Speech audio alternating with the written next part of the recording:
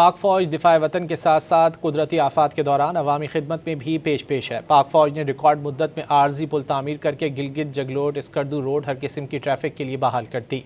پاک فوج کی انجینئرز کور نے سسی ہراموش کے مقام پر تباہ شدہ پل کی جگہ محض 6 دن کی انتھک محنت کے بعد عارضی پل تعمیر کر دیا۔ پل کی تعمیر سے اسکردو اور بلتستان کا پاکستان کے دیگر علاقوں سے زمینی رابطہ مکمل طور پر بحال ہو گیا۔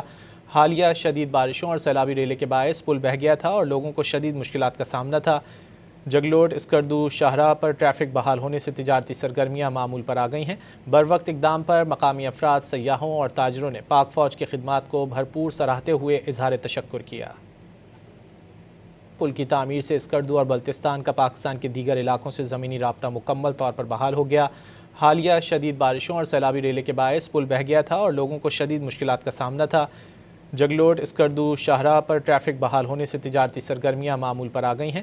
بروقت اقدام پر مقامی افراد، سیاحوں اور تاجروں نے پاک فوج کی خدمات کو بھرپور سراہتے ہوئے اظہار تشکر کیا۔